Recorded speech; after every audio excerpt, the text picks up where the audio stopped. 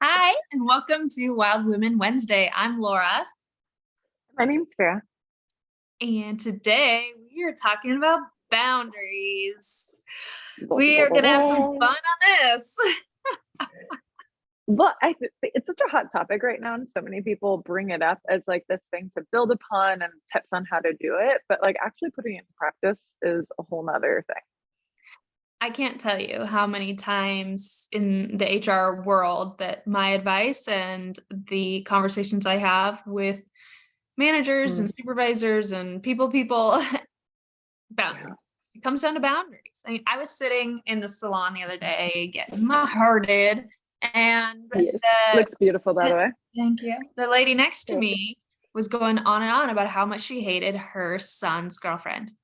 Mm, Like, okay, what in the world? Like, on and on about how yeah. she's in her house, how rude she is when she's in her home, and just what a horrible little girl this is. I mean, like 19-year-old. And I'm just Hmm. like, are you kidding me? You were the mama and your son's girlfriend's being rude to you. Like, let's talk boundaries. And Facts. I Facts. said that, which is probably a bad boundary too. And I was just like, okay, it sounds like maybe you want to work on some boundaries with her. And then we thought, okay, I'll be over here. But it's just crazy how much we carry around resentment for boundaries, bad boundaries, because boundaries come down to you, right? Like you control your behavior. You can't Mhm. control somebody else. And people will just walk around angry and resentful when all they had to Mhm. do is assert some boundaries. Yeah. Well, and so many people don't feel comfortable or don't know how to do it because they're scared of how people are going to react. So instead of asserting themselves, they just don't. And then they're fucking pissed off about it for years afterwards. Like they never can let it go. And it's like, Yeah. or you could have just like stood up for yourself and found an empowerment and like really like owned your own power within the in situation. Yeah. And like also encourage other people to also respect you. Like respecting yourself then in court like encourages others to do the same with you. Yeah. But it's as someone that likes to be seen as kind, it's hard because then you feel like Mhm. people will think you're a raging bitch if you say how you really feel. Yeah. Like you want to be polite, amicable, Mhm. you want to go with the flow. I mean, there's so many attributes that let's go ahead and shout out the patriarchy. But are like, Especially for women. I feel like women oh, have way harder time doing it than men do. yes, they're socialized into us to to Mhm. be easygoing, go with the flow, make sure you burn yourself to Mhm. the ground to keep the house warm. And Mhm. so we do.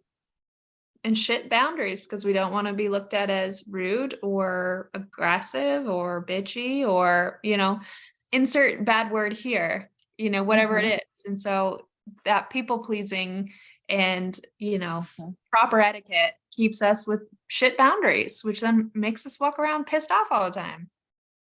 Yeah. Well, and it's because isn't it the root cause of the resentment? It's not only towards the person and the what how they pushed our boundaries or maybe inflicted pain onto us in some way or made us feel uncomfortable or upset or hurt. But then also, I think it's the betrayal of ourselves, like the Yes. fact that we didn't uphold our own boundaries. So then we're pissed off at ourselves for not doing it. We're resentful for how we handled the situation.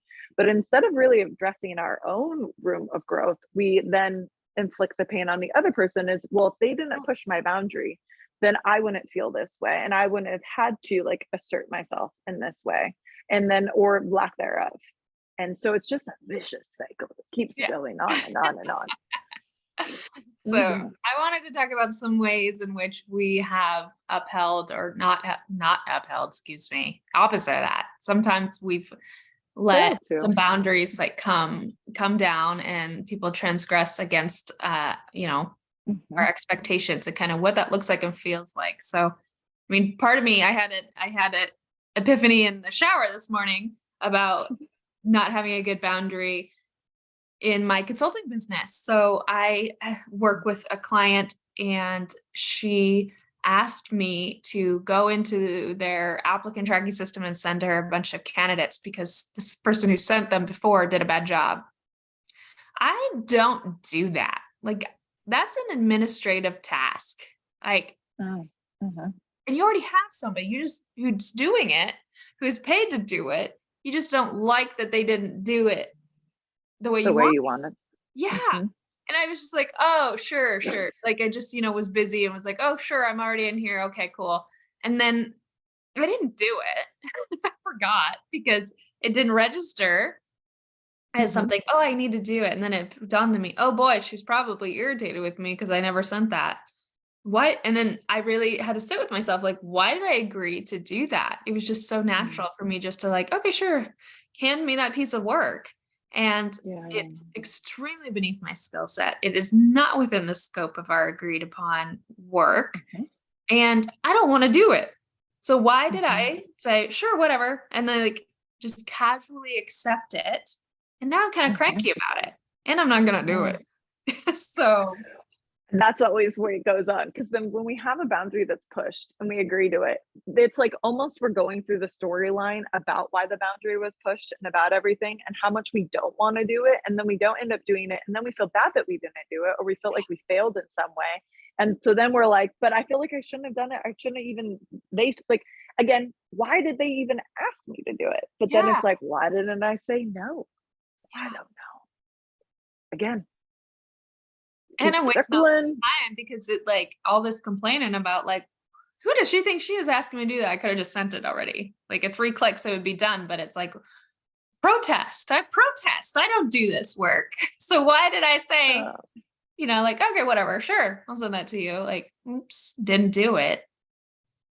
mhm. Because it's easier. It's like it's a discomfort thing. It's more comfortable to be like, "Oh, I forgot. My bad."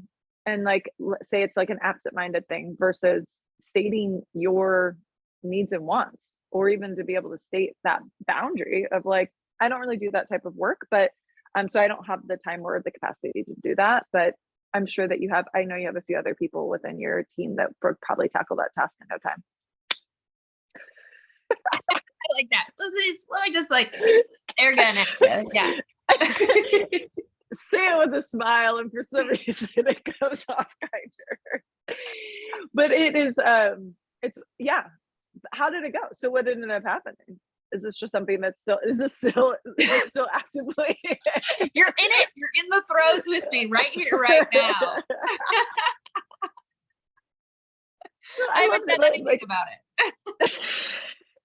Well, and let's take that into an example though. So like one, and when we started talking about this, I love Brené Brown, and I feel like she is the queen of like boundary setting. I feel like she's like one of the first people that brought this up, and is one of those people that I constantly refer back to anytime I think of boundaries. And she's so beautiful in the way she puts it, because she's like, no, no, no. Like she always goes like, because she teaches a lot in corporate environments, and she's like, let's circle back to that. And like always, like that's when everyone knows, like, oh, we have to have a conversation. Like this is where someone's boundary got pushed, and Yeah. now we have to address it. But she talks about like having a resentment journal. And she's like, have these moments like where you feel like your boundaries were pushed, like write down how it felt, like that feeling that like came over you, and like what it like came up, and like the situation and how you wish you would have handled it. And so she's like, so then every time that that comes up, or you even like recognize and memorize that feeling, and when it comes up for you, have like of like how I wish I would have handled it. And so then you have like that in your arsenal to be able to pull out and use it in the moment. So how do you wish you would have, like, well, I guess one, how did it feel when that came up for you? And how do you wish you would have responded to it in the moment? Now looking back. Hmm. Maybe take a pause because it was such a like and maybe this is part of what other people might share too as a problem. It was such a like fast interaction of a handoff. I think about like Mhm. football, Yeah. like snap pass. I don't know what they're called. Snap over to the running back. Yeah. Yeah. Yeah. Okay, somebody else take this real quick. But that Yeah. fast pass, and so a pump the brakes moment maybe of like, oh, and asking more questions of like, wait, you want me to send those to you, but you're saying Mm. that this person has filtered them and sent them. So perhaps it would be more beneficial in the long run if you have a conversation with that person who's already sending Mm. the Mhm. material, and you calibrate the process a little bit better. Yeah. And like push that back as a coaching, because that's what I'm there Mhm. for. I'm there to coach and guide, be a consultant. Yeah. Mhm. So Mhm. I don't, like, I don't yeah. So just like, oh, sure, whatever. It's not, I don't like that. yeah. Well, and it may have been very well something that she just like tossed out there, and maybe not even intentionally. It just may have just like, because it was so quick, like, oh yeah, can you go ahead and handle this? Just because I know you'll do a good job. Maybe it was even a compliment to you to be like, oh, hey, I know she can handle this. It'll be super easy for her to tackle. Let's have her do that. But then it's like, you're not there to do these Menial. like menial tasks. Like, you're there to coach them on how to handle these in the future. So it's like almost like pausing, like, hey, is this within my scope of work? Is this really what I'm here to do? Is this like why I'm consulting them? And then if so, then like, yeah, let's tackle it. If not, like, hey, let's figure out how to create more of a streamlined approach to this so that even when I'm not here, you guys are able to handle this with ease. And so then it's more of a collaboration versus like, and because it feels like she was kind of, because she's like above you, that she was just like tossing you something. And then because you felt like you had like that you were not like, it was because she's like more of an authoritative or authority figure that you were like, oh yeah, I can take that on. Yeah. Well, she just walks around the planet as an authoritative figure. That's just her personality type too. So, Mm-hmm. ugh, Mm-hmm. I don't feel good about it. So Well, how do you like, since this is still in the works, this is live prep time right now. What how do you think you're going to approach it for the rest of the day? Like, so how do you think you'll are you not condoning my avoidant behavior? Is that happening right now? That you're not giving me permission to continue being avoidant? as an avoidant attachment style? My attachment to work is avoidant. I was like, my personal life, I'm avoidant. So understandably, I understand why you'd want to do that. But as someone that is now working to progress and to become more conscious in your approach to life in general and work and boundaries, how do you think that you can now take this conversation and apply it in real time? Wow, Farah. Great question. Uncomfortable answers. So That's what I'm here for. I mean, I really was gonna go with the hopes and prayers method. You're So like, please let this disappear in the thin air and not yeah, act like it's it like never control. happened. Hopes and prayers. Let's see on the notes. This is a liberal podcast. Thanks for joining us. Yeah. Wild Women Wednesdays. Yeah. What will I do? Well, you know what? I really am leaning to not doing anything because it was such like a casual, like even your like mirroring back to me what happened, you added so much more than even just this brief handout. Like, because you do such a good job. Like none of that was even mentioned of like, oh yeah, when you're busy pulling this and this for this other activity, you could just send me the new applications. It's applications I'm sending her. I don't know how to do that, nor do I want to. So yeah, tomorrow we have to have a conversation because I'm, leaving and there's some balls in the air. So we need to have a conversation around that anyway. So maybe that'll be a good place to add in like, hey, I also, you casually mentioned you wanted me to send this. Is that still something outstanding? If it is, like, this time I can do it and send it to you. However, I'm not going to be regularly doing this activity for you. So, that could be, I think we call that like a flexible boundary. Well, and I think that's what's boundaries is that they can, like, you can lean into being too rigid. We were talking about this, too porous. And then there's like a healthy that's like in the middle. So it could be I think you hit the nail on the head. It could be like, hey, like, I know that we talked about getting this done yesterday. I haven't been able to tackle it quite yet. So is that something that you still want me to do? And in all honesty, I don't really feel like that's within the scope of like what I should be doing within my job. But I say it like something like, I don't know if that's really something I should do for you. But I'll do it now. But how about we come up with like a process of how to take care of this in the future? Because I don't really think that this is something that I feel like is a good use of my time because I have so many other things that I love to be able to help you with.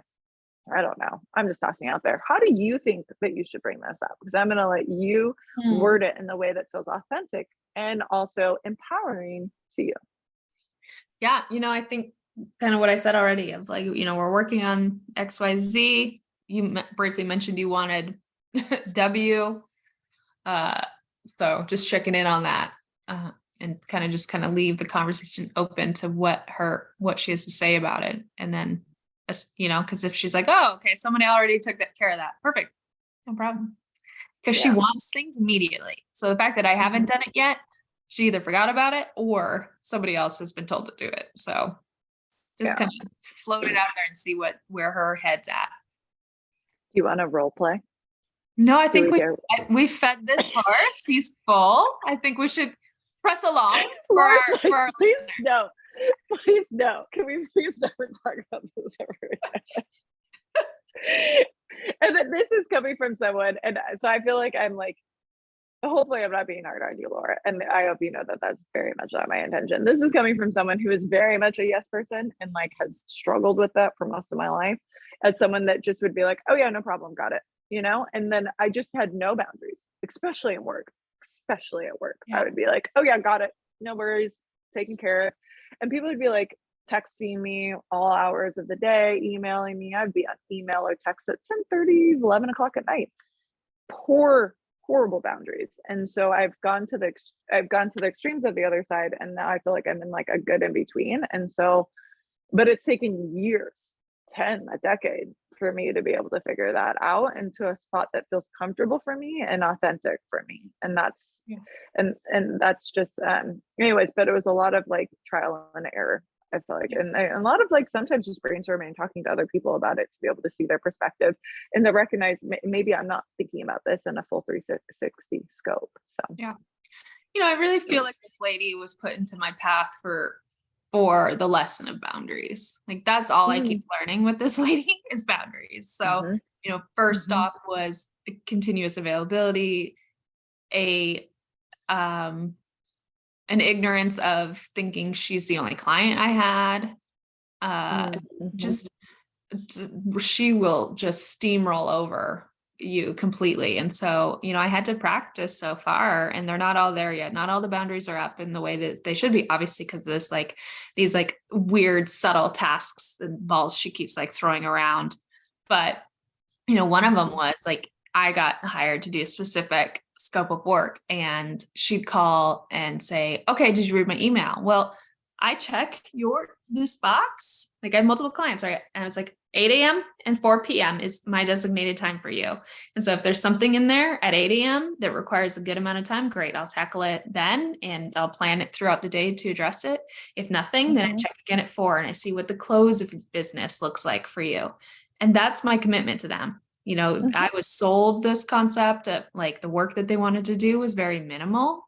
And so that was something that first she'd call and be like, hey, did you read my email? And it's 11 o'clock. I was like, well, no, the email wasn't there at 8 a.m. So no, I haven't gotten to it yet. If it's there at 4, and she can call, of course. I don't mean to be so stringent. Maybe that's too far on the rigid, but she can call and want to talk and no problem in the middle of the day. But I check that inbox twice a day unless directed otherwise. And so that was the first time we had a clear boundary expectation set. And she kind of repeated it back to me oh, okay, well, why don't you go ahead and read the email then and give me a call back? I was like, all right, really aggressive, but at the same time, okay, you're giving me work. I'm charging you by the minute. And that if you call me at 10 and you emailed me at 9, I haven't read the damn email. So that was a good lesson in this boundary. There's still 10 more to set, but I definitely think that that's part of why she's in my world is she is an authoritative person, steamrolling kind of person, consistently challenging my integrity as well. And I have to practice using my voice. So I'm glad that she's in my life because I'm not in the same place that you are, Ferrah. And I really can't wait for you to kind of share your experience and how you've gotten to where you are now about boundaries. So this is a lesson and a blessing. Aren't they all? They say that the people that piss you off the most are the people that are most needed in your life because they're the ones that are going to teach you the most. And I've had a full serving of all of those. So I'm just like, mhm. So even with the emails, so how did that conclude? Like, did she finally like, were you able to enforce that boundary with her, and was she able to respect it? Or how do you guys feel like you are now with that kind of time frames, those allocated times for you to be checking emails? I mean, she calls, in the middle of the day and says, "Hey, did you see this? See my message?" And I don't feel this pang of guilt and like this, oh shit, did I get caught not doing something I'm supposed to do? Because I already told her, like, I check this time, that time, you can call me, you can direct my attention to the work, but I have other clients and other things going on. And so I don't feel guilty now when she still wants my attention in the middle of the day. And that's feels better. Yeah. So it's like almost like it's more of a boundary that you've set within yourself to be like, I'm not going to feel guilty if she calls me and tries to contact me during these hours because I've already reinforced what my availability is. And if she's not willing to respect that, then she's just going to have to wait. Yeah. Yeah. And I don't feel chained to it. And I know a lot of us, especially in the workplace, can feel like, we have to be that email inbox has to be open at all times, and you have to be super, super responsive. I mean, I had that conversation with some people I coached today who were like so frustrated with the accounting department because they weren't responding. It's been 4 days and they haven't responded, but when accounting emails HR, they want responses immediately. And they're just like, this doesn't seem fair that we are a hot on demand service, but our coworkers don't respond to us that quickly. And just like, they're starting to feel like fairness and resentment towards their peers. And it's just like, okay, well, what, just flip the script on them. I'm like, okay, what do you want to do about it? Like, how do you want to ask, for clarification? How do you want to set expectations with them? But, we all end up rehearsing that.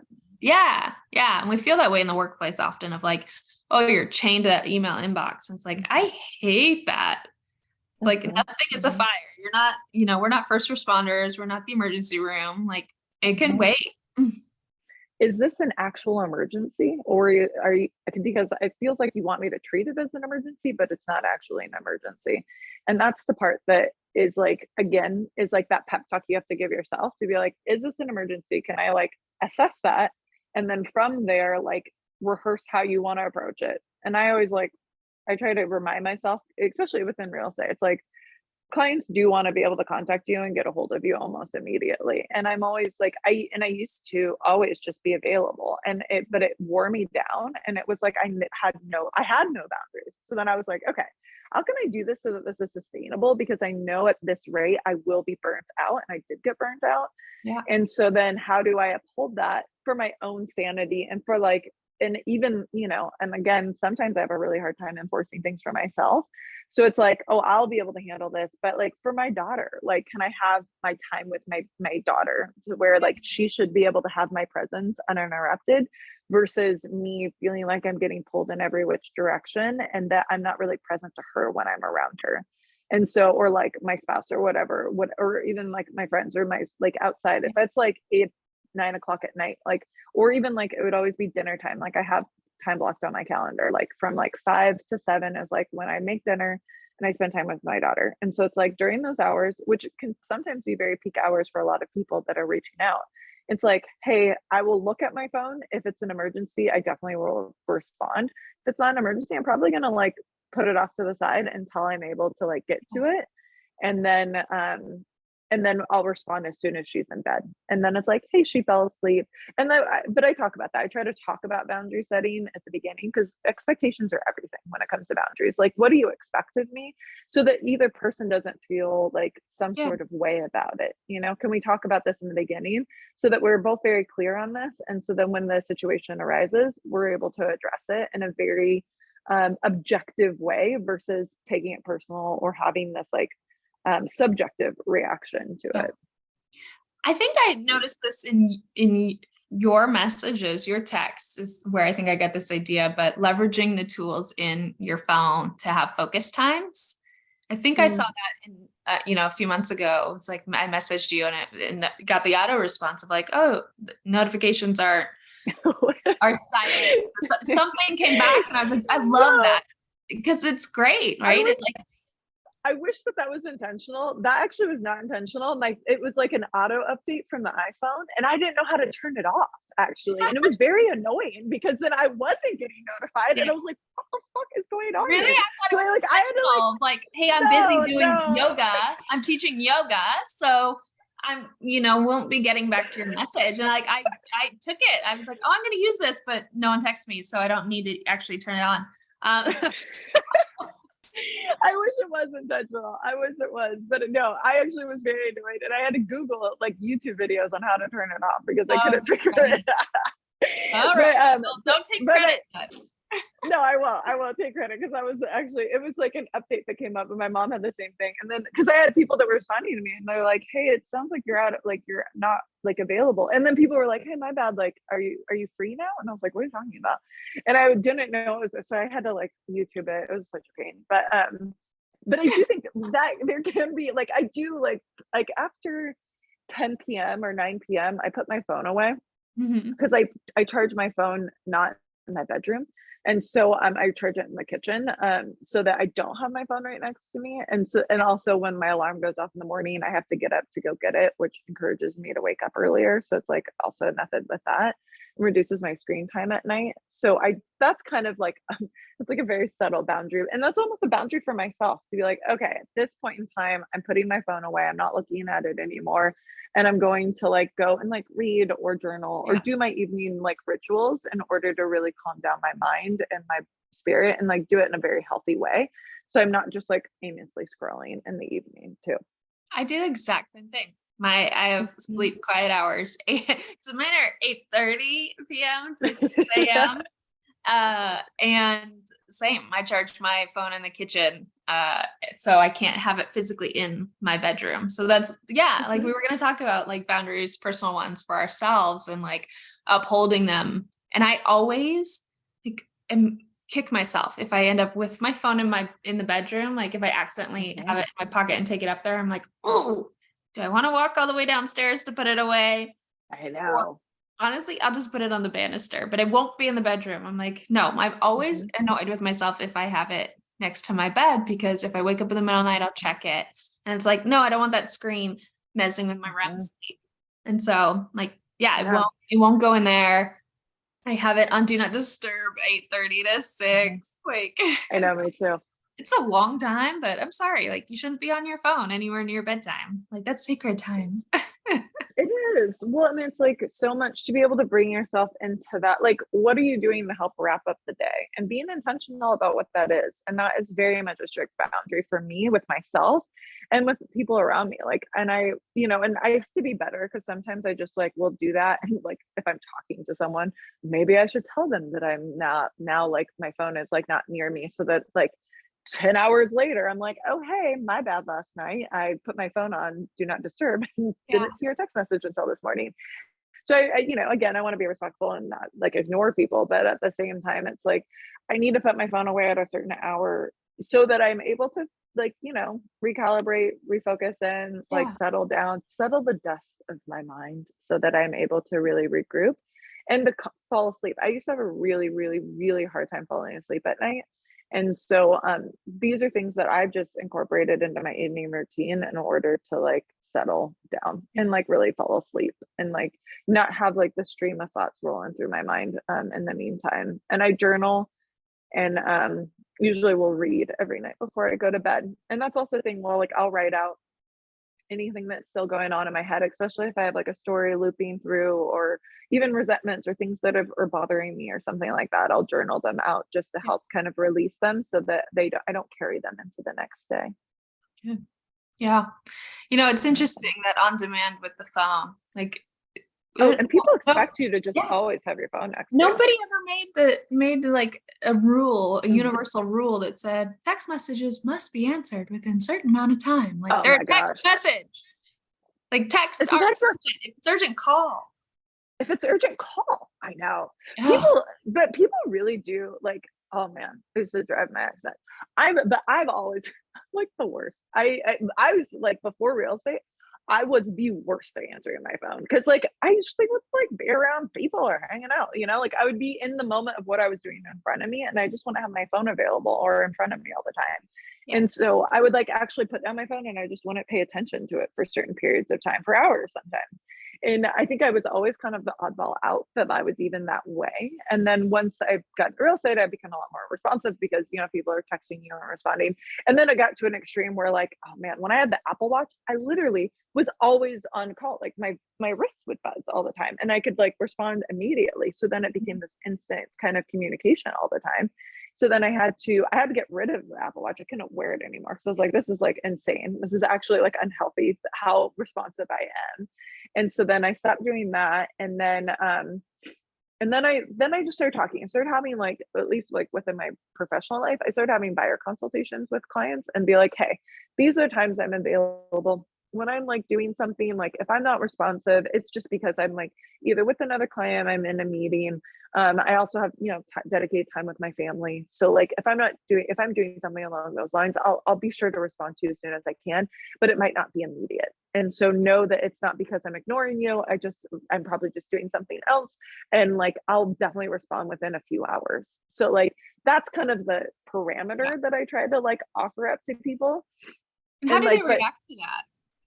People like, are so understanding. People right? never care. And it's always when you assert the boundary that you think there's going to have this like, and I think that's the thing. It's the fear of the response that like limits us or even deters us from setting a boundary. And more often than not, people are so receptive.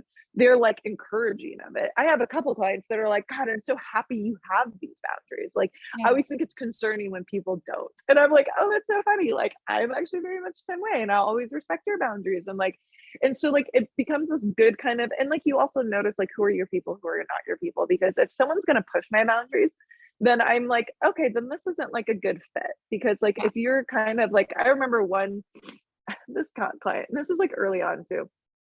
And she was like, I pretty much need you to always be responsive. And like, if I call you or text you, like, I need you to be on it like immediately. And I was like, tell me more about this. Because I was like curious. I was like, so what does that necessarily entail? Like, what's immediate for you, and like really kind of breaking it down. And then we got to a point where I spent the entire day, and then she's just driving. We were driving around. I had her in my car. And then she's like, let's go look at the house. Let's go look at this house. It's middle of COVID. So I was like, we can't just go look at houses. We actually have to set an appointment. We have to make sure there's no overlap. Like, this isn't how it works, And so then, and so I spent one day with her. It was the first day, and it was like a family friend referred me. So I was trying to be understanding. Found out she had already gotten fired by four different agents. Oh, wow. And then we went to make an offer. I pretty much got her in first place. And then she backed out at the last minute. And I was like, what? And so then I was like, hey, this like, I put myself on the line when I like do these things for you. So like, I need you to like kind of respect my boundaries, but like, if you don't really love something, then you should have been honest with me from the start. So I didn't portray that you did love this house. And so then we got in this conversation, and then by the end of it, she was like, yeah, I'm gonna have to back out, and like, we'll figure it out from there. And I was like, okay, I respect your decision. This ultimately is up to you. But this is a boundary, and this is something where I feel like you're kind of like pushing my limits in a certain way and really not respecting me as an agent and as a professional. And I just don't really think this is a good fit. And so like, I really enjoyed working with you. I think you're an amazing person. But like, I would be happy to kind of refer you out to someone else, and maybe that has some more time on their hands, that's going to be able to give you the service that you deserve and that you desire. And, everyone has like a certain amount of need of what they want and expect. And I'm just not able to give you what you need. And so maybe I'll connect you to someone else that would be willing to do that.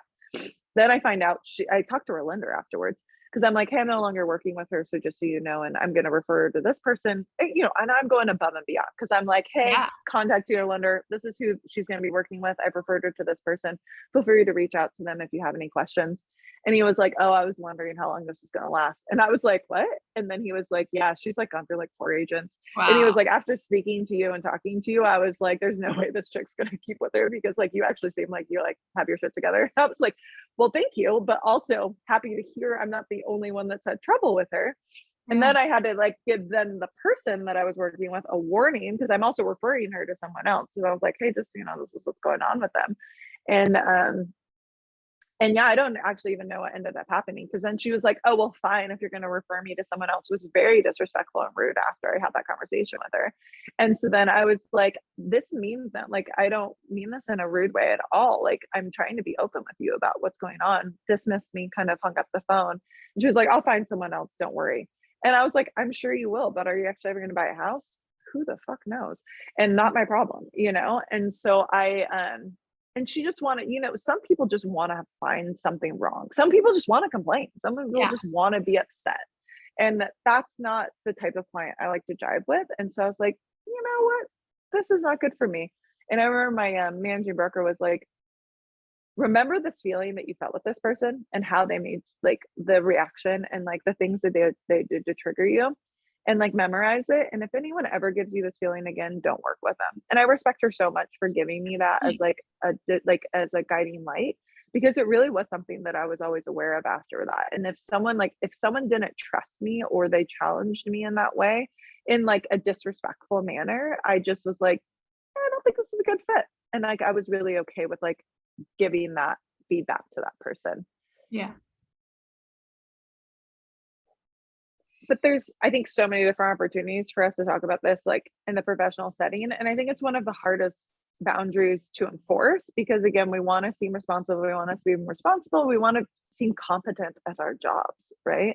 We But want then to, business too, right? yeah, we want business. We want people to work with us, and we want like, but you know, I've seen this in so many different settings. And you know, when I used to run operations for the School of Medicine, I was like, I'm working with PhDs, doctors, physicians, world-renowned doctors that literally work 12 to 16 hours a day, and that's their normal routine. So for me, I was always like, I have to, like, I got to be available because they're emailing me from like 9 to 2 a.m. because like they work a full-time job, and then on top of their full-time job, then they have families, and then after they get off, then they're coming home and they're responding to my emails. So the least I can do is be responsive during those hours, was like how I viewed it. But Right. then I ran like, but I pushed myself so far to where I hated it, you know? And like I didn't, I think it's a respect thing. It's like how you assert your boundaries is also how you treat yourself and how you see yourself, and like how you respect yourself and your time. And time is the most valuable commodity on earth. And so like I just got to a point where I was like, you know what? Like I need to be able to assert myself so that I can sustain something. And I think that that's what I was able to find within over time with real estate, but that was also after pushing myself way past what I probably should have been doing in the first place. Because I recognize the negative effects of it. And I think that's usually once we get to the point to where like we assert a boundary is when it's gone too far. And so I think that's why we wanted to talk about this, was because like how can we assert boundaries before we get to the point of Yeah. burnout or resentment or anger, and then we're lashing out as a way to like almost as a defense mechanism to like withstand this.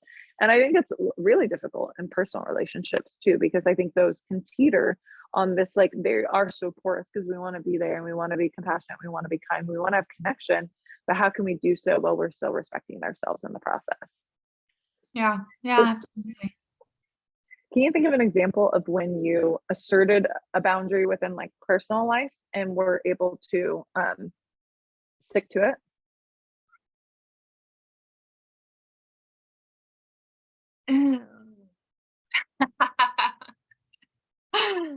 That's a hard question. Personal life. Uh-huh. Uh-huh. What comes up for you when you ask that question? Do you have one on the I need you to inspire me on that. I know. Personal life is like, I won't lie. This has probably been the hardest for me because I am such, you know, my, talk about work. And then I have like boundary settings with that. And then I go into my personal life and it's like, yeah, I think, What's kind of hard is that like both of us run our lives super integrated, right? Like because we both have like 3 jobs at least. for real. And then, trying to juggle all sorts of different projects and dating and Ugh, yeah, all sorts of things. So it's all super convoluted because we're not working 9 to 5 sitting in offices. So, well, I'm not anymore. And I know you're definitely not and haven't been for a while. So Yeah. what about dating? Have you had any boundaries and having to have boundary conversations about in dating? Well, and that's what I was thinking about this is that I went through an extreme to where about a year and a half ago, my life shift, as I like to say, like when I went through this, like my second spiritual awakening, my second awakening, and I had it was literally a time in my life where every single boundary I had in my life was getting pushed and challenged. And I was just like crumbling. I literally felt like I was crumbling down because I was like, everyone is pushing me. I feel like it was like the whole world was just like I was a pressure cooker. And it was just like everyone was like pushing every single button they possibly could. And I was like, I can do this. I am calm. I am like, I was like, I can channel and harness all of the Zen in the fucking world, but like I cannot fucking manage this right now. And like my career is going great, but I was just like pushed to the limit. I feel like I had like clients in my life, again, kind of like the client that you had, that were like set in my life intentionally to push me. And I actually had, anyway, so I had that, and there was like personal life too, and it was like friends, and so like a lot of people I work with are my friends, and so then like that's also was like a moment of challenge. And like I even had a friend who I was working with personally that really disrespected me, honestly. And I think that's more or less what like Matt, where I've experienced boundaries being pushed is like outside of like the time and like energy. It's almost like allowing people to speak to me in a certain way and being okay or not okay with like how they like the condescending tone, And I think that that's like where I probably allowed it the most, to be like, if someone talked to me that way, I was almost like, oh, well, then that, like, obviously I did something to deserve this, was like almost like my thought process about it before. Mhm. And then I went through a point where it was just like, I was saying this earlier, it was like a force field, and it was like Mortal Kombat, and I was like, whoa, phew, and it was like literally like, just like I was like, I got pushed to a breaking point, and it was like, I just like literally just sent everyone flying back, and I was just like, I like literally was like, get the fuck off of me, and like I Yeah. think that's like that's where, and that's like always was like my trouble with like professional life, personal life, all of it. It was that it was either I was like too porous or I was too rigid. It was either like too kind or too aggressive. It was always this like fluctuation of these extremes. That was like, when can I ever find the medium? Like, when can I find that middle ground so I can state how I feel, but like with kindness, and like be able to assert myself, but not feel like I'm being a raging bitch at the same time? Like, why can I not find this balance? And it just, it really took me like, and so once I went through that, it really was like, Oruka, and it was just like done, and it was like, finish them. And I just like, it just like, I cut everyone off. I was like, you're cut off, you're cut off, you're cut off, you're cut off. You've been pushing my boundaries, you're cut off. You've been pushing my boundaries, you're cut off. You've been pushing my boundaries, fuck off. Like, it was just like, it was everyone. And I was like, and if anyone even like challenged my boundaries, I'd be like, oh, you're challenging my boundaries? Guess what? You're cut off. Like, it was like, it really was. It was like, you're not my biggest cheerleader, out of my life. Boom, blocked, like blocked a lot of people on social media, stopped responding to people. If you made me feel a certain type of way after one type of hanging out, never called you again. You made me feel a certain type of way, never speaking to you again. You're not invited to my house, you're not invited to my new place, like you're not invited any, like I will, it's like you never existed. And I know that it was a little extreme as I'm trying to talk about balance. I was, But that Taurus moon. it was very much, and my little Cancer shell was like full effect, like like just like stabbing at everyone. And but I think it was needed. Like I needed to reevaluate like who I wanted in my life, and like who was I just keeping around because I felt guilty and obligated. Yeah. And that was very much my personal life. And I just started to be like, no, I deserve respect. And if you don't respect me, then you don't deserve to be in my life. And that's just what it came down to. And like but I was like, but Ferrah, you gotta be like, but so much of this nice girl in me that was like, but like you're being mean and you're hurting people's feelings. And I was like, but why don't they care? They hurt my feelings. They don't give a Yeah. shit that they're hurting me. They don't give a shit that I feel like crap every time because they're judging me and being condescending. Like, why should I give them my time and energy, my love, my heart, like all of this if they're not going to respect me? So it went through a major rigid, like all like literally cut ties with a lot of people. And I slowly started kind of like reevaluating and being like, okay, like let's talk to this person again. Let's reach out to them. Let's do this. Like and I just like kind of like from that, when I was able to have a deeper connection with my soul and my heart, my intuition, and I let that be, like I was more comfortable in my own skin. I was in a good space. I was in a good mindset that I was like, okay, is this my ego setting this boundary, or is this like my heart setting this boundary? And so then I started reevaluating all of them, and then really came to terms with like who I wanted around and who I didn't. And no hard feelings. Like I'm not angry at any of those people. It was just more of like time is precious. And Yeah.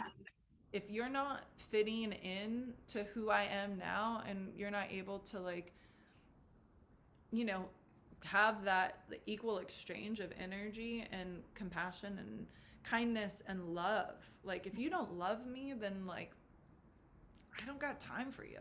Right. That's just what it comes down to. And now within my business, like it's like, hey, I want to have clients that respect my time. I want to respect their time. I want to be able to like kind of have that equal exchange. And I started being really intentional about who I was working with. If people were pushing my limits, I kind of was like, hey, I don't think this is a good fit for us. And, I have someone I would love to refer you to. Saying with a smile, and like just reinforcing those, and respecting myself. And like really, like if people didn't respect that, then like abundance mindset, like there'll be someone else that does.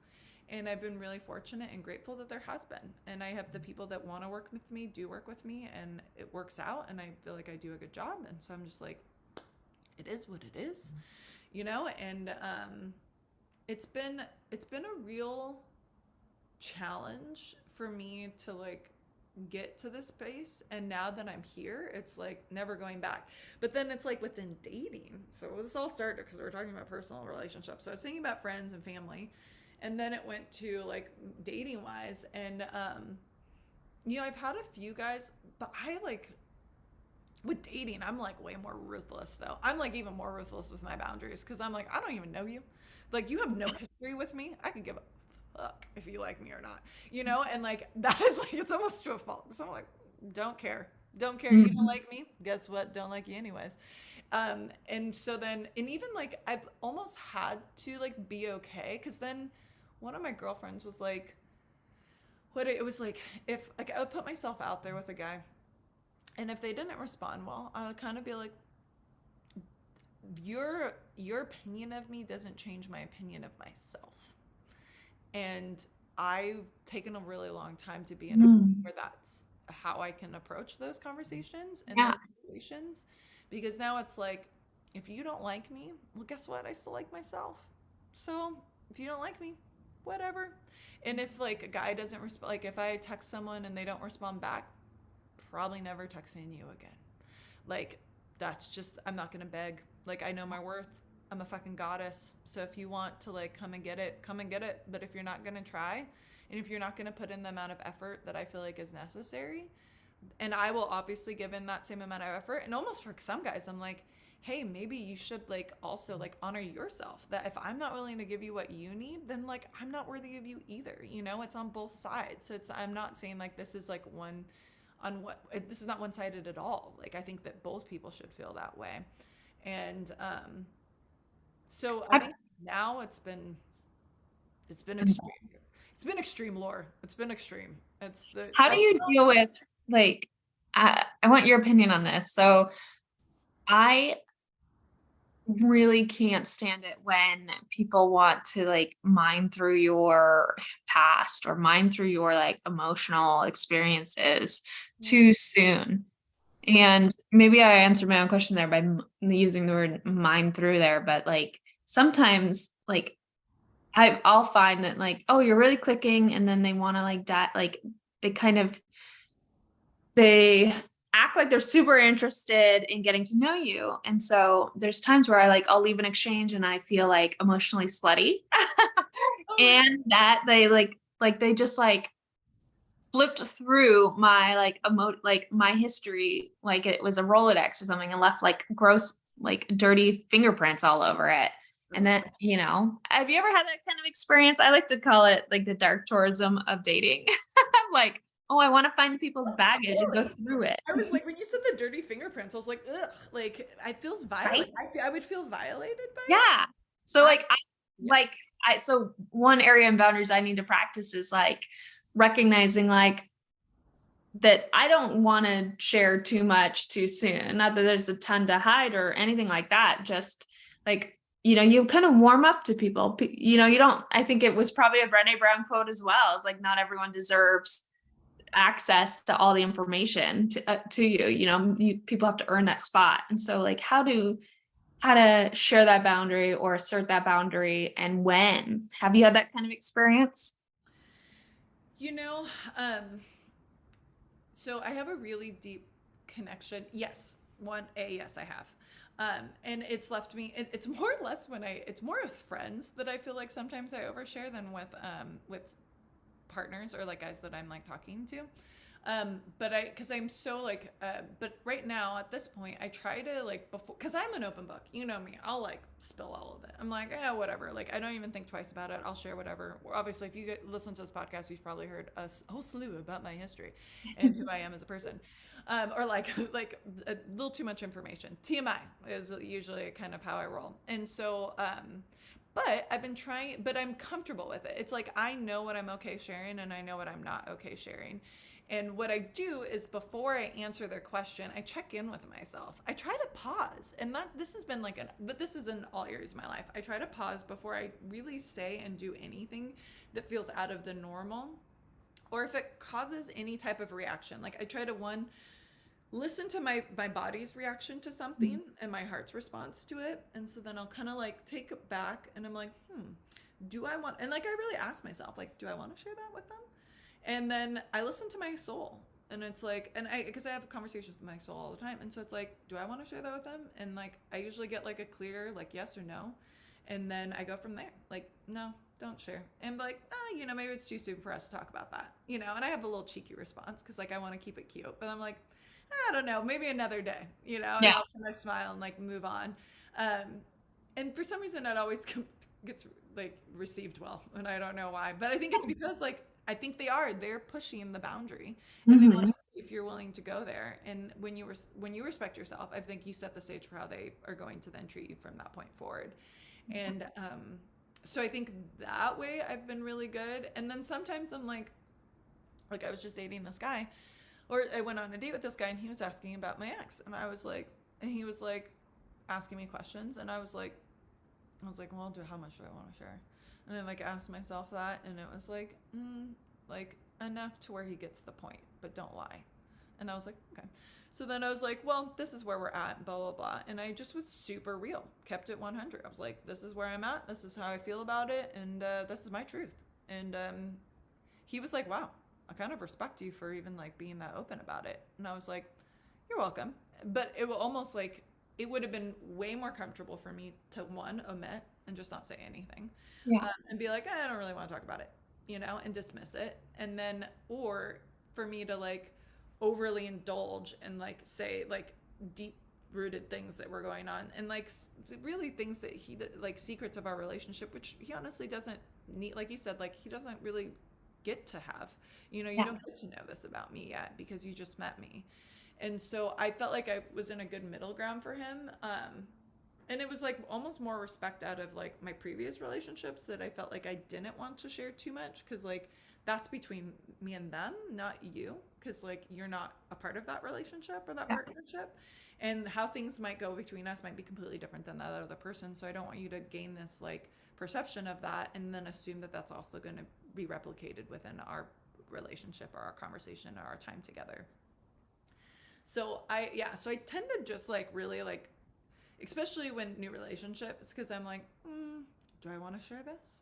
And then, and I asked Maria, my soul, I'm like, Maria, do I want to talk about this? And then she's like, no. I'm like, yeah, no. Or if she's like, yeah, I'll say this much. I'm like, okay, cool. And then I go into it. But that's like everything in life. That's kind Yeah. of how I roll with those things. And that's really how I honor my boundaries too, is like, because I want people to, like, I don't want to be closed off. I don't want to be, um, I don't want to be cold hearted. But at the same time, like, I think self care, boundaries are a form of self care. And Yeah. so I also want to like honor those for my own sanity and for my own like my own humanity, to be able to, like, I feel good about this and I feel good about how I'm reacting to this, and I know that afterwards I'm not going to regret it. And that's, I guess, how I'm not going to feel resentful. I'm not going to be upset on you or at myself afterwards. And like, can I trust myself enough to be able to handle this situation with care and intention? That's great. It's I like But that. again, this has been a long time. This was after I like remember, less than a year ago, it was force field. Everyone shoved out because everyone was pushing me. And I was just like, and I did not have the tools or the confidence to assert myself at that time in a way that felt comfortable for me. And so, through a lot of like failed attempts, I'm now at a point to where like I trust myself enough to be able to assert myself when I need to be able to hold back when I need to, and to be able to open up when I need to too, when I do need to be vulnerable. And I think that that's what I'm leaning into now, is like, okay, I've done all of this like protection and defense, so now how do I bring down the walls? And who gets to see that side of me? Who gets to have the walls, come down? And like, and especially like on social media, when I try to share, or even on the podcast, like, what do I feel comfortable sharing and what don't I feel comfortable sharing? And can I honor myself in that process too, so that I don't regret anything that is shared or said? Um, and also, can I, and then being respectful of the other people I'm speaking to and kind of what their boundaries may be, and not pushing any of those either. So, That's great. how's this come up for you? Like, it sounds like this is coming from personal experience. So, like, do you, like, if this comes up now, like, how do you think? Because like so much of boundary setting is rehearsal, like practicing, Yeah. recognizing, like, again, that journal, like, when did my boundaries feel like pushed? How did it make me feel? And Mhm. like, how do I wish I would have responded? And then how can I prepare myself for when it comes up in the future? Yeah. Yeah, no, I really like your example. I think that that's a good way to just like to step into your body for a second, um, and really kind of feel your feels and see like, because your intuition plays a part in that too. So maybe that's also sending a message of like, no, I'm not your person, not right now, not worth talking about, because you Yeah. want also to keep things light and fun. And so if somebody's kind of dragging you down into that area of like, oh, want to talk about really heavy things right away, it's like, okay, well, why? Like, Yeah. it's not long-term investment type activity by like diving into the Mm-hmm. depths on Mm-hmm. day two.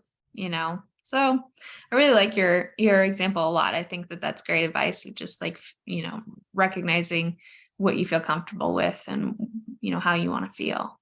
Mm-hmm. And yeah, and this is, my boundaries have been pushed also on a very physical level. I've had a lot of guys, and I don't think especially when I was younger, I didn't really know how to assert myself in that way. And if a guy was interested in me or if they liked me, I was always so scared to hurt their feelings. I never wanted anyone to feel rejected. And so, like, if a guy showed interest, like, I would almost feel like I had to be interested in them for them to feel okay. Because, like, God Mhm. forbid, like, I tell them I'm not into them, because, like, I don't, like, like, I should feel lucky that this guy even is, like, considering me, It was, like, how I felt when I was younger.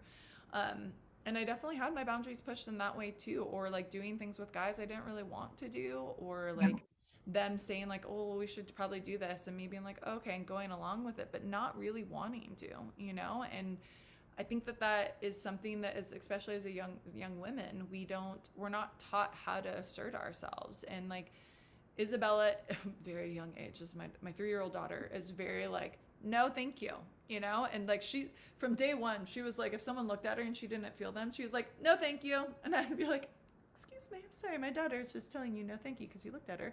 But I'm like really grateful because I'm like, she's always gonna know how to assert her boundaries. And like Yeah. I'm never gonna push those. And I'm going to remind her she should assert those boundaries and it's okay to assert them. And you have a right to your body and yourself that if someone's making you feel uncomfortable, no, thank you. Like I don't want that and I don't want you around and I don't feel like I need to. And I'm always going to be okay with her doing that. And it's because I've practiced it and I've also been violated to a point to where like I recognize how I didn't want to feel. And this has been in workplace. I've definitely had guys touch me in a way that was very inappropriate. And I am grateful. And even within this last year, I've had it happen to me a couple times. And now that I've been newly single, having men approach me in a very inappropriate way and having to assert my boundaries. And like, I was like, thank God that I feel comfortable to do this because like, if I didn't, I don't even like, and this is that kind of intimidation of like sexual harassment that I think is really fucking common that no one talks about. No one addresses this because like, it's not like you didn't say no, but you didn't say yes. And I think that men, when you don't say, and sometimes even when you outwardly say no, they're like, and they know that they're making you feel uncomfortable, but they keep going. It's like, that's fucked up. And like, that's not okay. And like, that is also what needs to be, that's another boundary. That's a physical boundary that needs to be honored. And when it's violated, it's like being able to step up and to like stay in your power to like deflect and be like, no, thank you. And like, I respect you, but I don't need, like, you're crossing a line and that's not right. And like calling them out. And that's where I'm at now is like, how can I call someone out in a respectful way, but also for them to recognize what they did was not appropriate. And that's come up again, And so I feel like I went through these constant battles with this and I'm still learning, and there'll probably be something else where I have to figure out a new boundary and like honor that. And I feel like it's a never ending thing because the relationships are constantly shifting, who we're around is constantly shifting, and people are going to bring up different situations and different circumstances that, we just I haven't experienced yet. So I don't know how I'm going to handle those. And, but again, I think that it's just taking a moment to like, trust your spidey senses is like one of my teachers used to say, like, if it makes you feel certain yucky, like gross, like there's a reason why. And like, listen to yourself in that moment and then go from there. Cause I just, that's like the only thing I feel like has been fail proof for me is that type of consideration and introspection in the moment. But also sometimes things happen so fast. It's like, I don't even know like how I didn't even have time to like reflect. And those are those moments where I try to be like, okay, I can pause. Like I can be like, can you give me a second? I even sometimes will say, like even on dates, I was like, let me think about that. And like, I'll like take a step back and I'll kind of like reflect on it and be like, and then I'll go from there. And it's so funny because sometimes I feel like I have to have an immediate response, but you don't. And so I'll just like pause. And like sometimes I'll even say like, I just had to talk to my intuition for a second. I had to feel into that one. I wasn't sure, you caught me off guard, and like kind of laugh it off. And it's been interesting that people like don't even think twice about it. They're like, and it's almost intriguing to them that you even are willing to do that. And then they're like you're not like everyone else. And I'm definitely not. And so then I'm like, no, I'm not. So I don't know. I went on a huge tangent about physical boundaries as well, but I think because those are just as it's important. Yeah. Well, should we share our boundary exploration exercise? Yes, let's do it. As we leave our wonderful listeners today with some homework, as we love to do. You go ahead. You lead the way, Medea. So our boundary exploration, it's just an activity to start kind of thinking about your boundaries, especially I think before you get into a situation where you want to pause, right? So like this is a good time when you're not in the middle of like a live action boundary setting session. It's good to just kind of think about. So the idea is that you think about a person or a group of people who you struggle to set healthy boundaries with. So this can mean that your boundaries are too rigid, So you keep that person at a distance. Too porous, you open up too much, or there's some other problem that isn't so easily labeled. So pick your person. So who do you struggle to set healthy boundaries with? So your husband, your coworkers.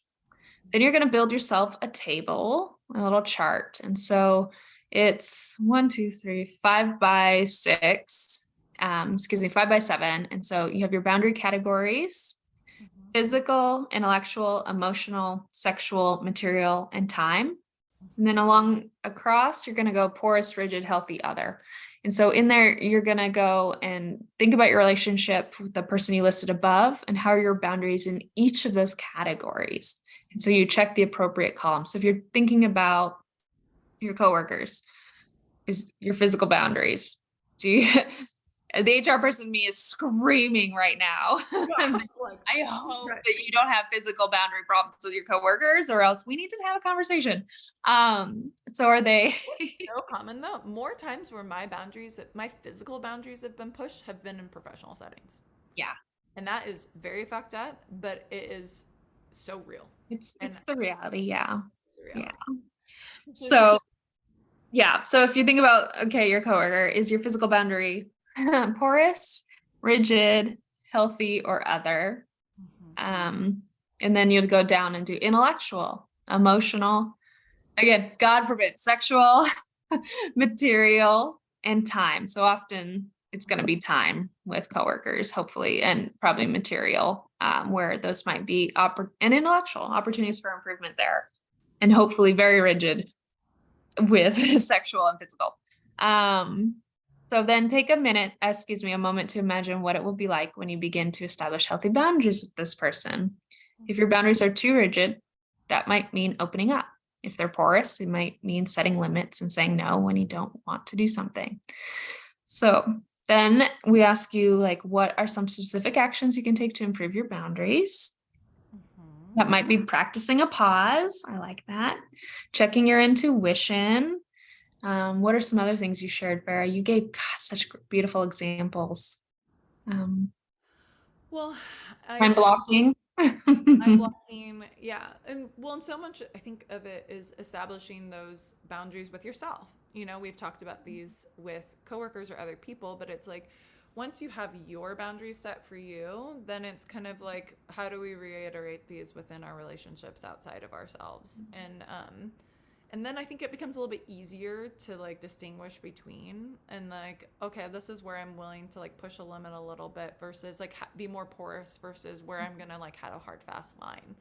And sometimes we don't know what those are until they get pushed and until we have a moment where we don't feel good about it. And so then we have to learn from that.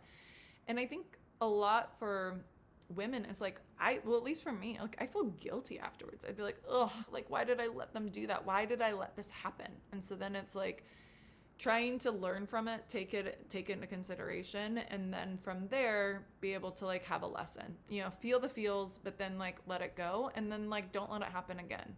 So it's like, okay, I learned this from this, and now I'm not gonna like experience this in the future because like I recognize that I don't want to feel like this anymore.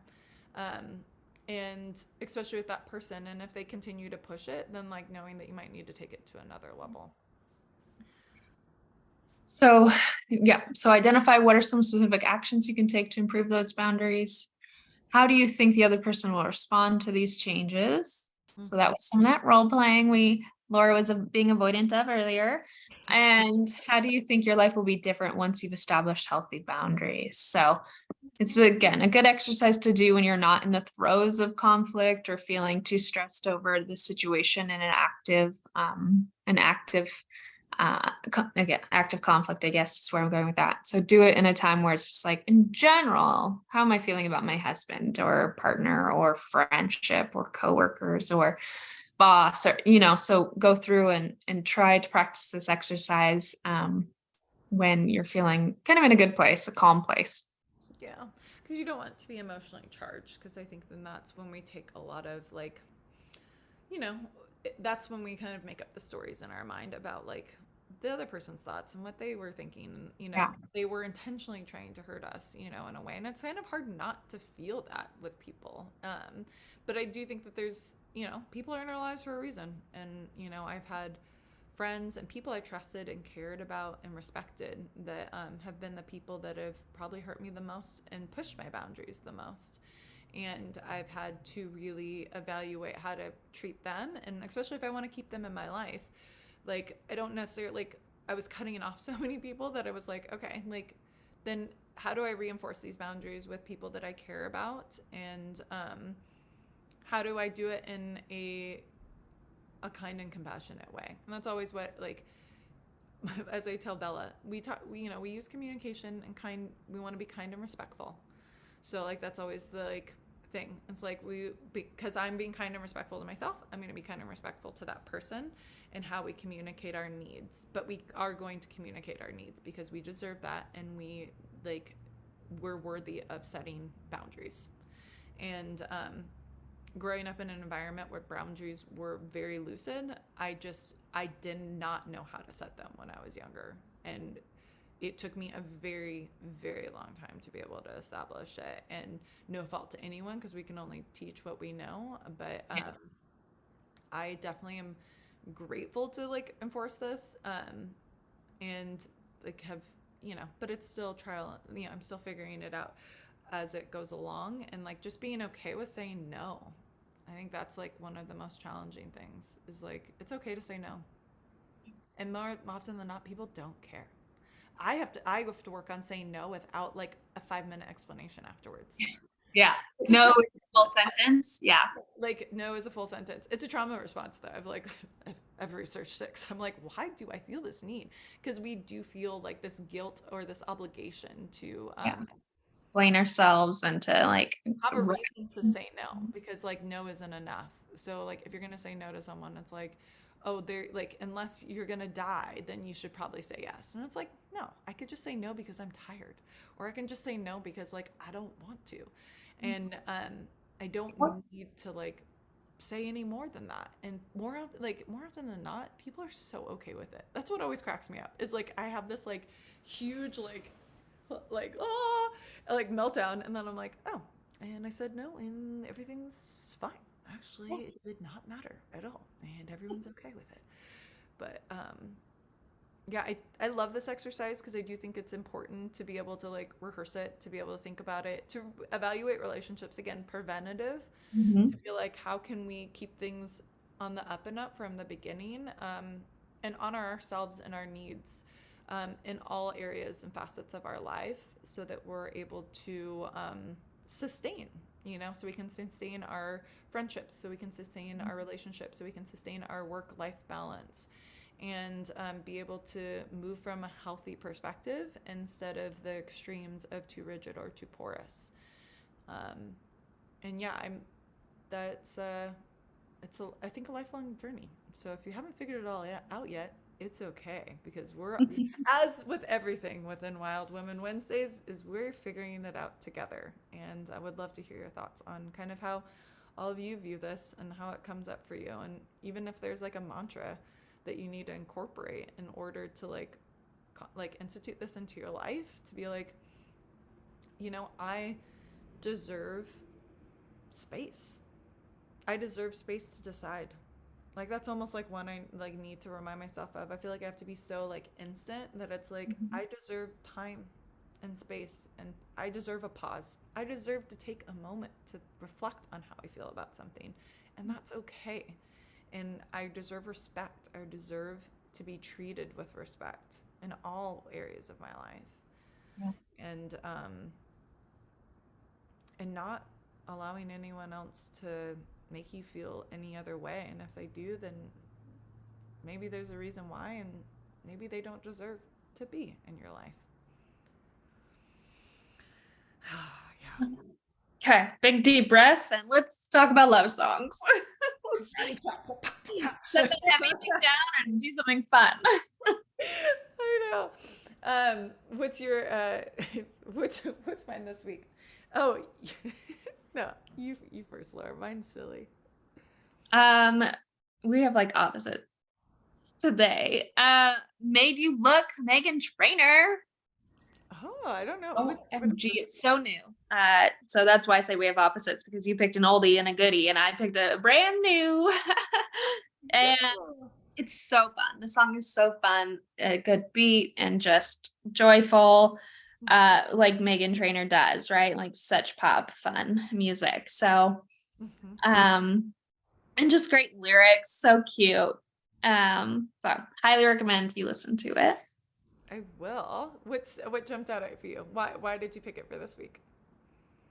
It's a good lyric. So I think the beat, but just so funny, like the lyrics. I'm gonna read some of them to you if you want. Please. uh, it says, "Yeah, I look good in my Versace dress, taken off. But I'm hotter when my morning hair's a mess. But even with my hoodie on, bet I made you look. I made you look. And once you get a taste, you'll never be the same. This ain't that ordinary. It's that 14 karat cake." Oh, I love that. When I do my walk, I can guarantee your jaw would drop, drop. Yes, it would. Fun. It's so fun. I love that. That makes me happy. Yeah. Okay. All right, mine.